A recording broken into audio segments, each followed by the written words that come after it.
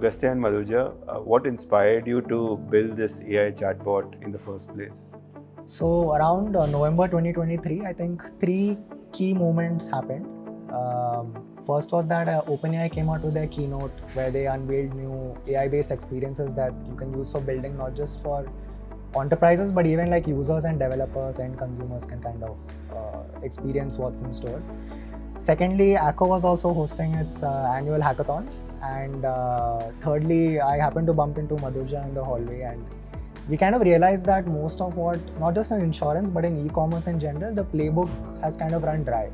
Like there's not much juice to squeeze out in roadmaps, and what's a way to kind of see what's happening around us in the world and bring that to flavor in some sense. So we wanted to kind of reimagine what, not just insurance, but even what e-commerce can look and feel like.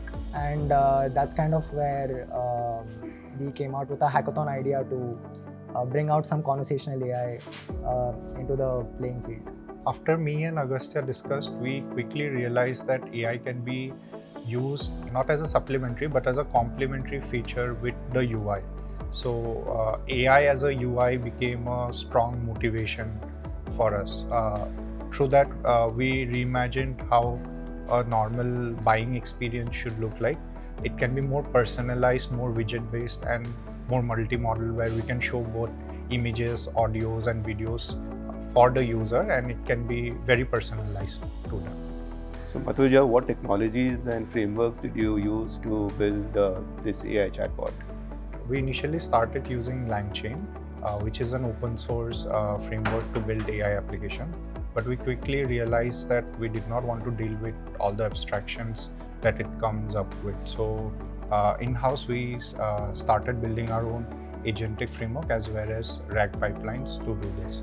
Along with it, we also had to build a lot of internal tools to help us build the chat. How do you train or fine-tune this AI chatbot to answer ACKO specific questions for the customer? We actually don't train this AI models. We use large language models, which are capable enough of doing various kinds of tasks. Like it's also good at answering basic questions and answers if you provide the context to it. So what we do is we feed our enterprise knowledge and our SOPs in the form of context using these RAG pipelines to this chatbot. So in this way, the chatbot is able to ground the answers for the company and according to the enterprise knowledge. So Agastya, insurance being a very sensitive topic for our customers, how do you ensure that the chatbot is providing answers which are both reliable as well as ethical? Got it. There are a few techniques and tactics I think we utilize to make sure that our answers come out well. So I think firstly, we do quite a bit of grounding in terms of not just enterprise data, which is ACKO knowledge and Indian insurance industry knowledge on what the right answers are for when users interacting with us conversationally, but also we have a culture of dog fooding internally, and we try to also kind of keep some guardrailing around the internet searches that kind of infuse or inform those answers. We also tactically kind of use a critic AI in our everyday responses, where it kind of fact checks and intervenes if it feels like an answer is going to come out incorrectly, and that's when it actually asks or requests the user to upgrade to a call rather than give out something incorrectly. Lastly, I also feel, and very counterintuitively, a lot of customers feel like they don't really care if they're speaking to a bot or a human. All they care about is that they get the right answers to their queries. And we found that that divide really doesn't exist for them. So that's also been a learning for us in terms of portraying ourselves or kind of helping users find their answers and buying from us. So it is very interesting how you mentioned that AI is testing what their response is. So it's pretty cool that way. Yeah. So Agastya, how has this AI chatbot helped in getting some business outcomes? Sure. So I think one of the things we noticed when deploying and then kind of looking at the early consumer behavior, we definitely expected there to be some reduction in the overall call volumes, since now you've activated an entire cohort of users who don't want to be spammed over call, and they just prefer to passively communicate with the business or the product they want to purchase or interact with, right? I think the interesting, like the counterintuitive outcome again for us was that although call volumes are reducing, we didn't see a dip in conversions anywhere per se. In fact, we saw an uplift by at least like 10 to 15 percentage points roughly in some of our key flows and journeys across health insurance or auto insurance. So, yeah. Interesting. So, do you have any hypothesis why the conversion is increasing? Why you were sort of focused on reducing call volumes, but you mentioned the conversion is increasing as well. So, any sort of hypothesis on that?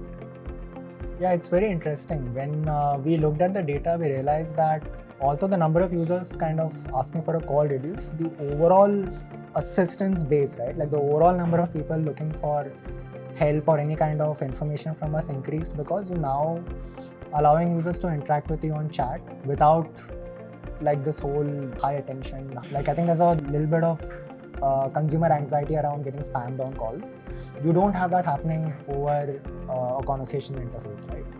So I think what we noticed was that just by the virtue of having an expanded base of people interacting with us, they seem to show a slightly higher intent or a conversion uplift to being warmed up to our products and then finally coming through and even purchasing them. So yeah.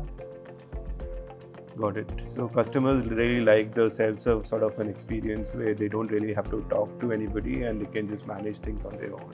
Absolutely. So I think what's helped users here is it's become a bit more fluid because in the course of a conversation, you might either come through on a very different question which you can either ask on the go, and if you feel like, hey, you know what, maybe I want to speak to someone to kind of delve a little deeper, that can happen too. So I think if we look at how users behave with our bot, we kind of also progressed into this whole UI treatment and design of, hey, if we know that a user repeatedly wants something, give them the action on the button.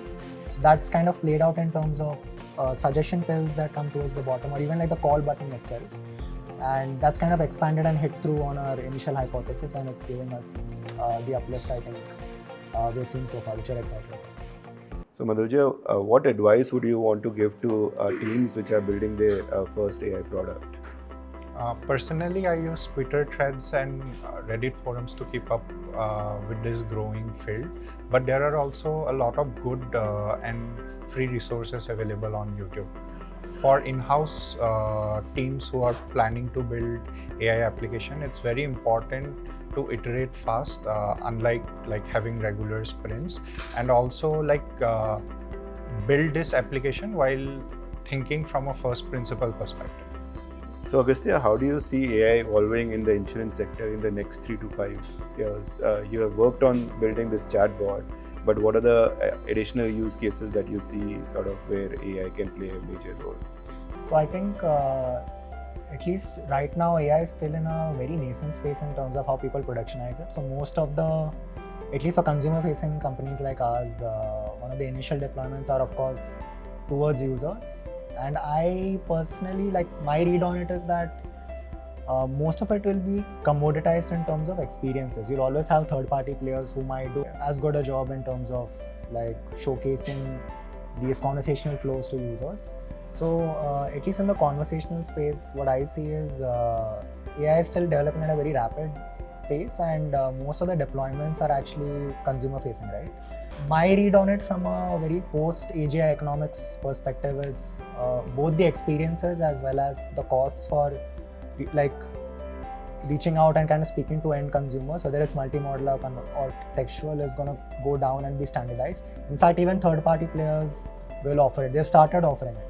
My sense is the real juice in like 3 to 5 years' time will come from how well you allow decisions to be taken in an enterprise or like in a company like ours, and that can actually flow through both in terms of adjudication, which is like when medical underwriters or the claims folks actually take a decision on whether should this claim go through or should this person be allowed to buy insurance from us or not. I think those decisions will kind of see more of these multi-agentic workflows kind of come through, both in terms of reflection and acting, and kind of making that decision process transparent to folks who are inside the organization. And yeah, I think that's kind of where the next wave of growth will come in. It won't be super visible, but it will be super effective, is my sense. At ACKO, we have already started using these AI-based code editors like Cursor and Copilot. Also, in our day-to-day workflows, our product team has also incorporated OpenAI's deep research to create PRDs in a very efficient manner. And also from a developer perspective, for us, it has become very easy for us to create wireframes on the fly and to ideate and iterate really fast.